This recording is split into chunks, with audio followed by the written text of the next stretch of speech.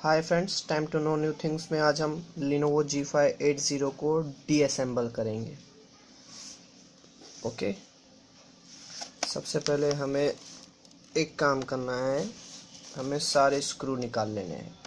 ये इधर 2, 3, 4 and 5, 6, 7, 8, 9। Okay, 9 screw निकाल लिया। तो ये केस ऐसे खुल जाएगा, इसमें हार्ड डिस्क और रैम लगी होती है। ओके फ्रेंड्स, उन्हें निकालने के बाद हमें इसे पूरा डीअसेंबल करना है। तो चलिए शुरू करते हैं। ओके फ्रेंड्स, तो Lenovo G580 को हम डीअसेंबल करने जा रहे हैं। तो देखिए, मैंने पीछे का केस निकाल दिया। ये रहा। मैंने इसमें से हार्ड डिस्क और रैम 2 GB थी मेरी, मैंने उसको निकाल दी। ओके, और मैंने सारे स्क्रू भी निकाल दिए। तो चलिए देखते हैं कैसे इसे डीअसेंबल करते हैं। तो सबसे पहले हम लैपटॉप को सीधा कर देंगे। ओके, उसके बाद ये फ्रंट साइड से इसे ओपन करेंगे। ओके फ्रेंड्स, इसी के मैंने आपको लैपटॉप रिपेयरिंग का सिखाया। अब मैं इस सारी स्क्रू निकालने के बाद आपको यहाँ इसको नीचे से पुश करना है।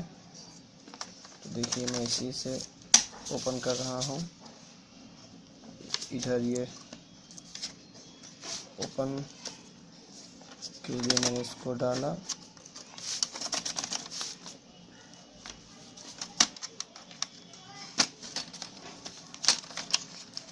ये यहाँ ओपन हो गया है। मुझे लैपटॉप भी निकाल लेना चाहिए। आई थिंक एक स्क्रू उसके अंदर होता है, अगर मैं भूला नहीं हूँ तो। Laptop, sorry, keyboard.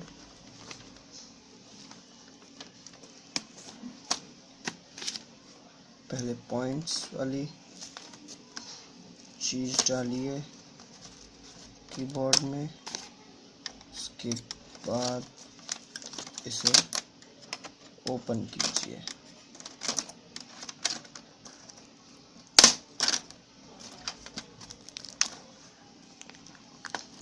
ये ओपन हो गया। ये मैंने क्लिप निकाल दी। ओके, यहाँ एक नट होता है और यहाँ एक नट होता है। ओके, वो भी निकला हुआ है। जब मैंने कीबोर्ड निकाल दिया तो आप यहाँ सीधे सीधे देख सकते हैं।